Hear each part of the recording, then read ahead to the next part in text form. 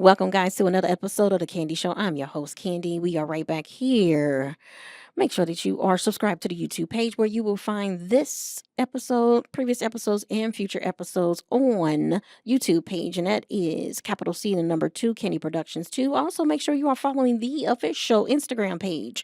That is Candy Talk Show. Once again, that is Candy Talk Show. All right, guys, we have another special guest in the building today, Mr. Watson Tunes. All right. Thank you so much. Welcome. My name is Watson Tunes, Tunes with a Z, and I am the co founder and lead artist and creative director at Beyond Me Entertainment and Beyond Me Initiative. And what a pleasure it is to be here. Thank you so much, Watson. Listen, you guys, I met this gentleman a few months ago.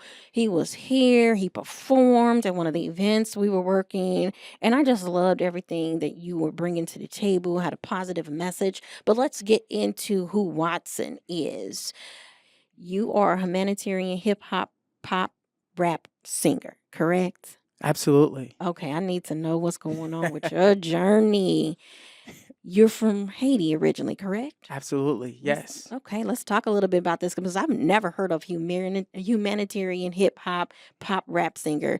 Is this something that you just created, or is this something that's always been going on this category? Yeah, I get asked that a lot. Humanitarian hip hop is ultimately it's within the hip hop culture, and the humanitarian part is more of how I use music to give back. The subgenre is pop rap, so it combines melody with hip hop, with R&B and pop. So it's a blend of all of that. So the subgenre is pop rap, but I call it humanitarian because of the mission and the social impact that we try to create with it. And I know this gentleman has something he wants to tell you guys. He has a great journey, a great mission. But let's talk about Beyond Me. Now, is that Beyond Me music? You have a lot of different subcategories to that. Tell me a little bit about Beyond Me. Yeah, so Beyond Me really started off as a music group. And then we, what happened was because of our social mission behind the music, so we are using music as a catalyst to help ignite the humanitarian spirit inside of people. Our whole goal is to help people move from um, seeing all the hurt and the suffering and everything that they are experiencing in the world, and instead of being kind of having like a bystander effect where they're overwhelmed or they feel stuck, what we want them to do is to be able to tap into that healing power that I call that's within them, their ability to create positive change. And then we want to use music as a way, you can think of it as a soundtrack to help them be able to tap into that, to encourage them, to inspire them. And then we want the music to be a bridge that gets them from being a bystander all the way to the other side, where we call it as an initiator, someone that is going out there and creating positive change in their local community. So that's where you get the whole thing. So we started with we were a college campus group, and we were a music collective. And what we did was in 2010, a huge earthquake erupted in Haiti. And so we wanted to use music to help with the process of helping alleviate human suffering and use it as a catalyst to raise funds and awareness of what was going on. And then what happened is to sustain it, we had to develop a nonprofit. And so the first thing we did was we developed our nonprofit, which is called Beyond Me Initiative. Again, it's helping people move from being a bystander to being an initiator and creating positive change. And then from then on, we started a record label called Beyond Me Entertainment. So Beyond Me has a record label, which is Beyond Me Entertainment, and its nonprofit, which is 501c3 called Beyond Me Initiative. So those are the only two sides of Beyond Me. Well, let's talk a little bit about your journey and how, from a young age, what you're doing now has impacted you going forward. What happened at the young age that you were You were originally from Haiti. So just give us a little bit of backstory because, for the most part, if I understand this correctly, everything that you do has a mission and has a purpose, but it also reverts right back to what happened to you as you were a young child. Am I correct? Absolutely. Yeah, so I am from the Caribbean island of Haiti, and at a young age, I became an orphan. My mom passed away, and I was very sick, malnourished. I had about a month left to live. And one day, a missionary comes and rescues me. I was lying on the dirt floor of my home, really didn't have much life left. And she picked me up, put me into an orphanage, and then I got adopted. And I got adopted when I was 6 years old. And I came to the United States of America, specifically in the state of Washington. And when I went to Washington, I struggled to learn English. I struggled to adjust to American culture. So, for example, learning English was difficult. So my parents would say, "Well, here, close the door." And so I would like take some clothes and I'll put it on the door, for example. And I'm like, like close the door. Another one is like, "Don't drink and drive." And I'm like, "Well, what am I? What if I'm thirsty?" So these are the kind of things I was struggling with. And one way I found a breakthrough was through music. Music became this gateway to help me learn English culture, and also learn English. And so I was trying to. I got into hip hop very early, then pop, R&B, gospel.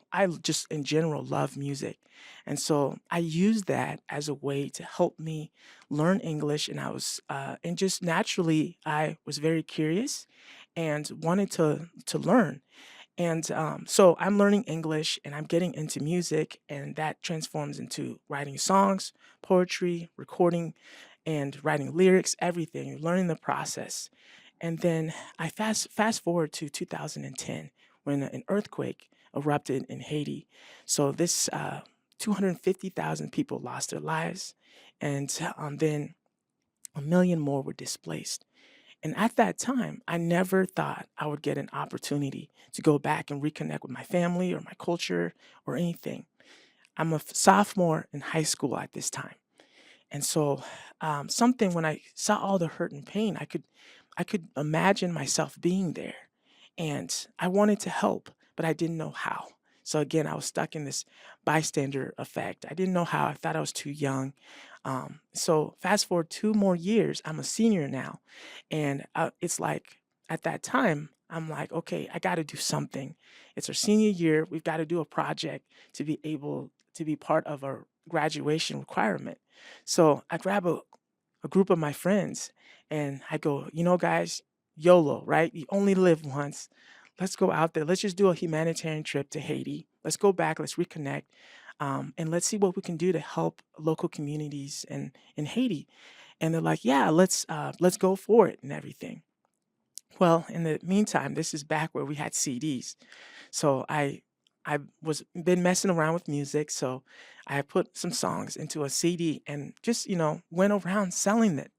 And my whole goal was to raise funds so I could go back to Haiti and help my family. But I also was improving my English and as a musician.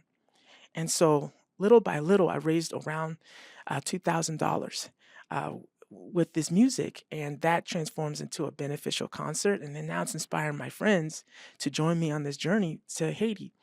But getting there, we had to raise about 25,000 dollars because it took about $2,000 for everybody to go. Plus, we wanted to have some funds to be able to help the people while we were there. So this beneficial concert turns into a fundraiser walk. The fundraiser goes into a clothing drive. And so we began this campaign together to raise the funds for all of us to be able to go. So there's about a dozen of us at this time. We get to Haiti. And the first thing is that the missionary, her name is Betty Snyder, who rescued me. I partner with her in the local community. So I get my first time. I'm seeing my family.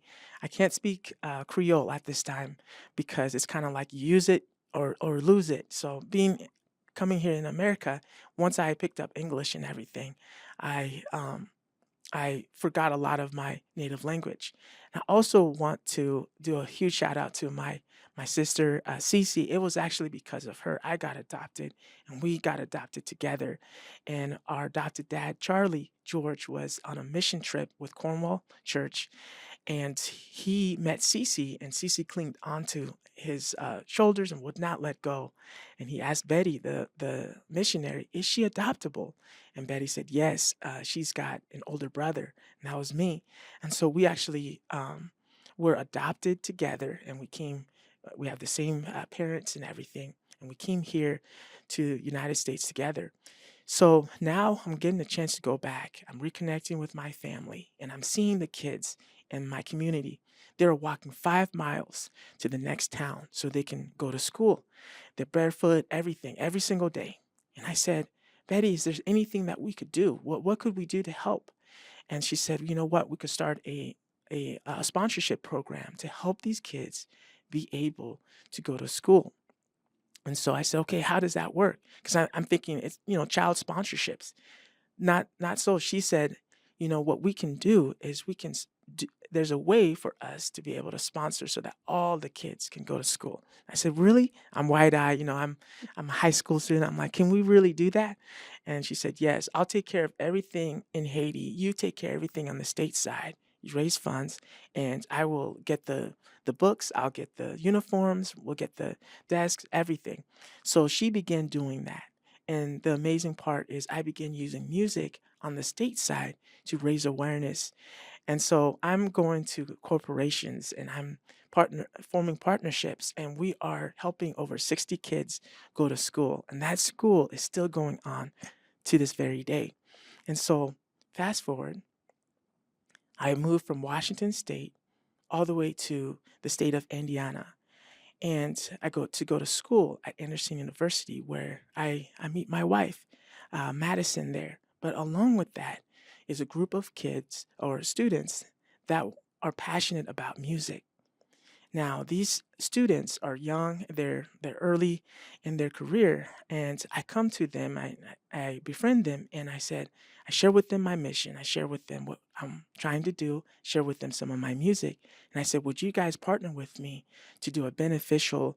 We're going to do a beneficial album for Haiti. Not only is it going to help earthquake uh, victims, but it's also going to help with the school and everything." And I was sharing with them. And at that time, after the earthquake in Haiti, a cholera epidemic occurred. And so a lot of people were still in tent cities. So what I decided to do was unite these students around the commonality of music. Music was our love language. And so we rallied together and we began putting out music one by one.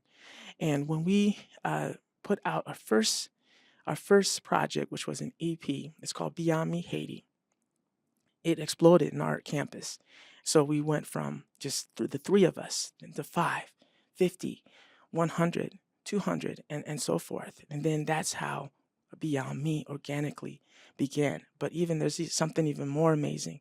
We went out to other corporations and we began partnering with them and doing beneficial shows. Churches invited us to come out.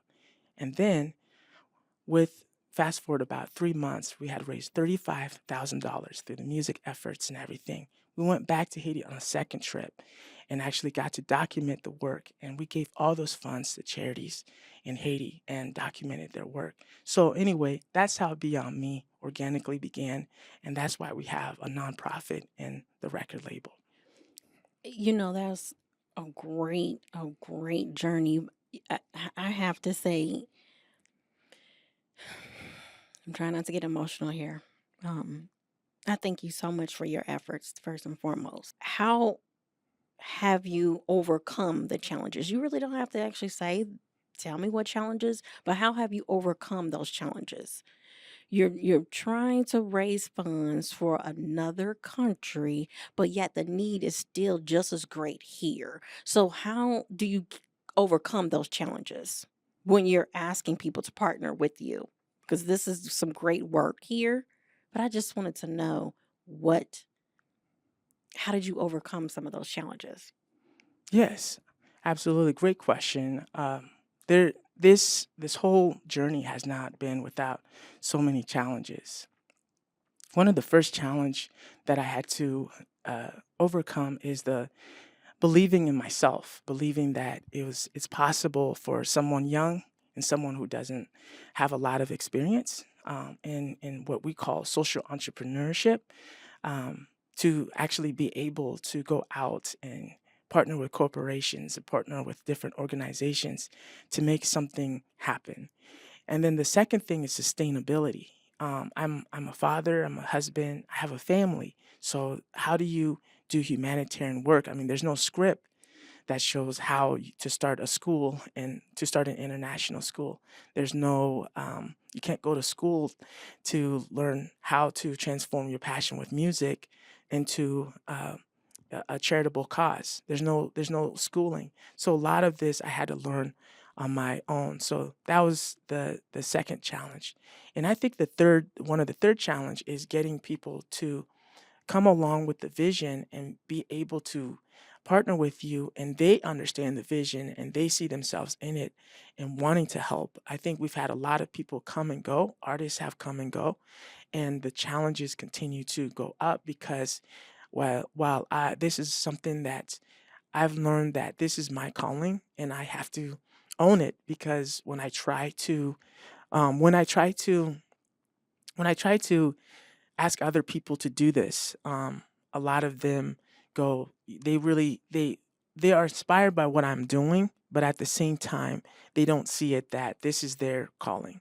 And so I always felt like I had to keep asking them or finding ways to keep inspiring them to want to engage in this. A lot of artists that I've worked with, I've spent so much time de- developing and working with them on their gifts and their creative capacities, just to have them walk away and everything from this whole endeavor. So it's very important for me to learn that this is my initiative, this is my calling, and I need to steward it. But then the fourth thing is, okay, so I am the work that I'm doing that we first began, and I call it that was beyond me. I would say 2.0 was the focus was in Haiti. So and with so many needs locally here, how do you get people to engage with you when yours is so many, like thousands of miles away?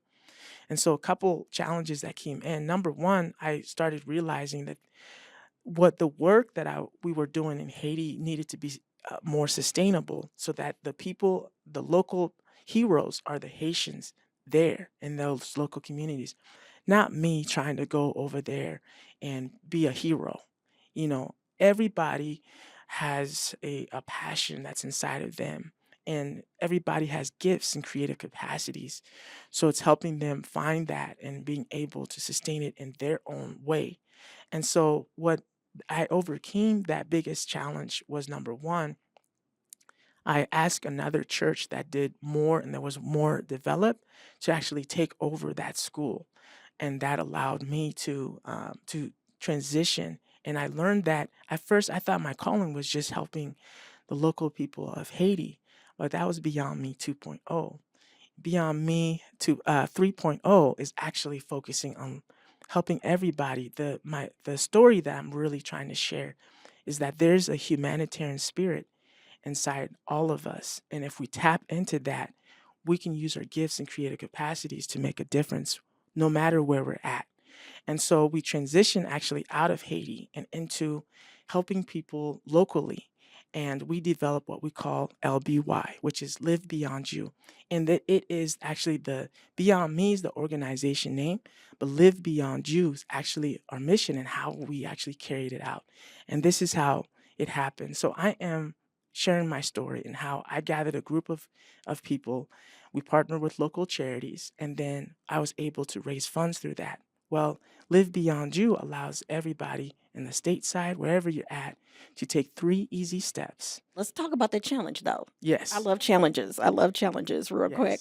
yes, Um, the challenge I saw as what you just said. You're still driving home your initial purpose, your initial journey, but at the same time, you're getting others involved. Those who want to give back to the community, they're involved. They're making the decision. They're grabbing their charity and they're doing what they're doing, but also giving back to their community, their journey at the same, excuse me, the charity at the same time. Okay, I'm not speak today. Their charity at the same time. Um, I embolden everyone who's listening to this, looking at this, go to your website, which is livebeyondyou.org. I see you have some basketball skills. You want to meet me on the court one day and we're going to see how that happens. We're going to see who's really the basketball star between myself and you. Do you want to meet me on the court? Because that's a challenge. I'm listening. I'm waiting. You want to meet me on the court one day? We're down. We're down. Okay. So, what position did you play? So in basketball, I was the point guard. Ooh, very good. Very good. That's a very good responsibility. You have to call and see the plays. You have to call the plays. You have to be that main person to drive it home to your teammates. I see that giving back spirit. That's what you were doing, right? Absolutely. Okay. All right. Okay. So I seen you a couple of months ago. We were talking. I love your energy. You talked about the music. Tell me a little bit about the music that you make because I'm loving the music.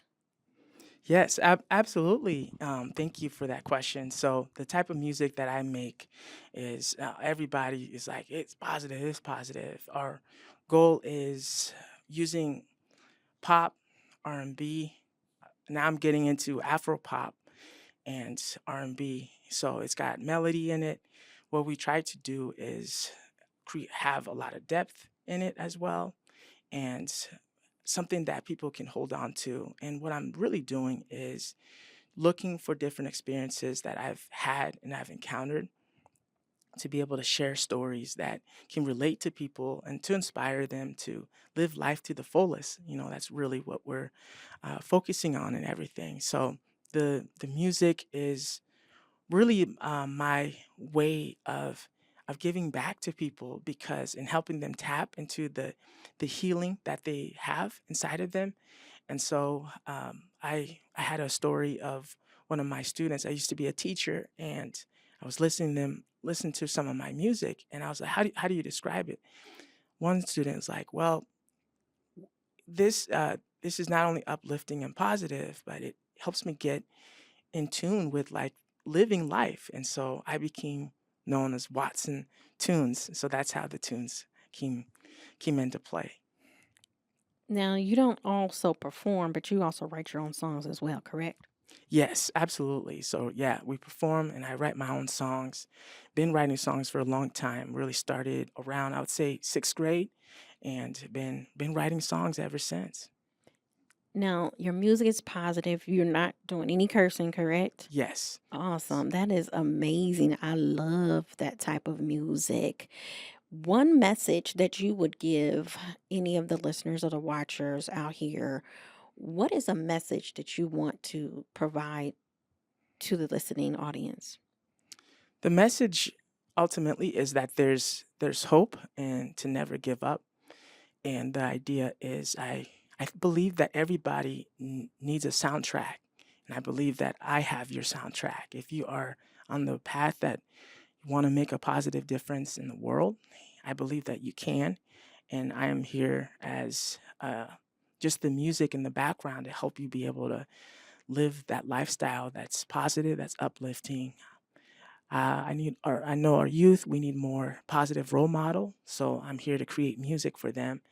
I'm here to uplift those that are even older than me, because I believe that as long as there's breath in your lungs, God's not done with you, and you have a purpose. And so my music is here to help remind you that you have a purpose. Just tap into it and you can start making a difference today.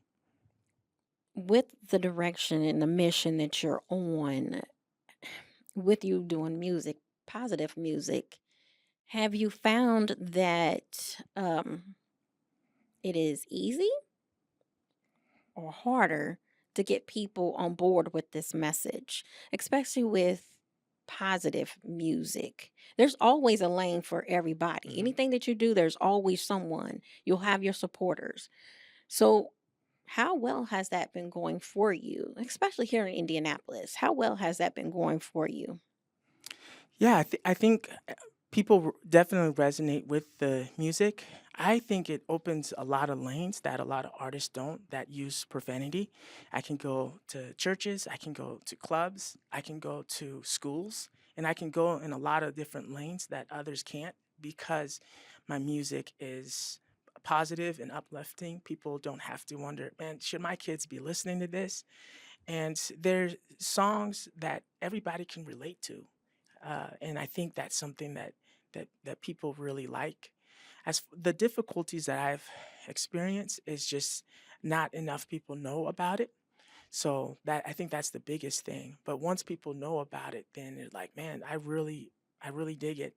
My debut album, Long Way to Go, it was reviewed by 1,000 people before we even dropped it, and it was the message, people resonate with it, and so it's out there. There's a lane for this music that is uplifting, doesn't promote drugs and um, sex and violence and gangs and all of that. There's a market for it. People are hungry for positive, uplifting music because we need more of it, because not everybody is has that message, and not everybody has the character and the heart behind it.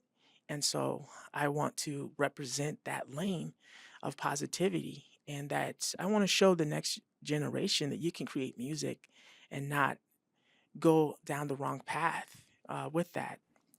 Tell me a little bit about, you guys also had you just had recently a success with your music being featured in a movie.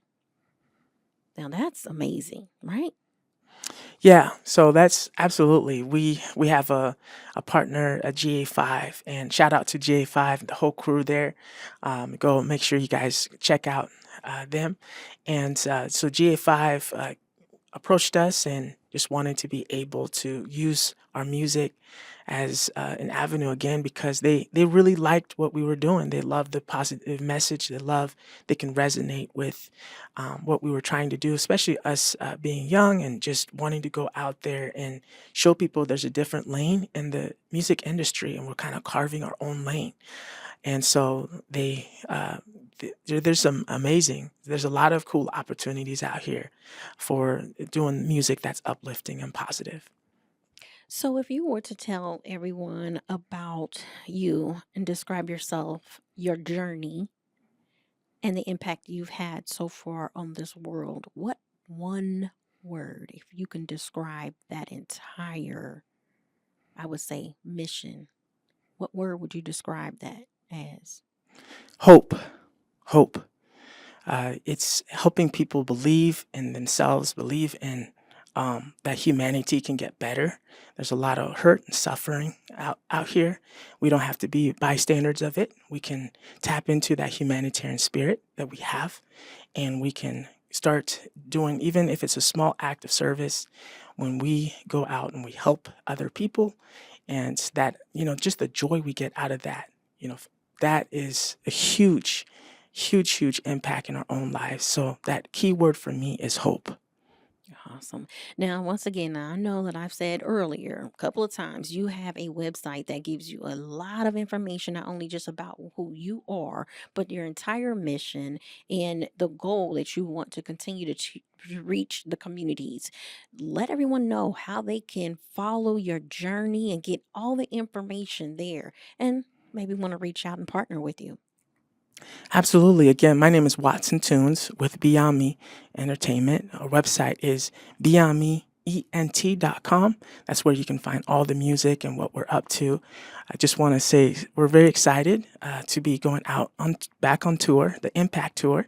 We are on a mission to raise $1 million for local charities in the United States, all across. So it's going to be a national tour. So beyondmeent.com is where you can go for that. And then if you want to get involved, again, no purchases, nothing, it's free. Join the Live Beyond You Service Challenge. Serve, share, nominate. So when you go to livebeyondyou.org, and 3 easy steps. Step one, find a local charity in your area that you're passionate about. Select a group of 3 or more of your friends, family, co-workers. Select that charity, go and serve, take a 2-minute video, upload it to our website, again, livebeyondyou.org, and you nominate that charity to win a grant up to $5,000 through our nonprofit arm, Beyond Me Initiative. So again, livebeyondyou.org. Join us on this journey and let's see the type of impact we can make together.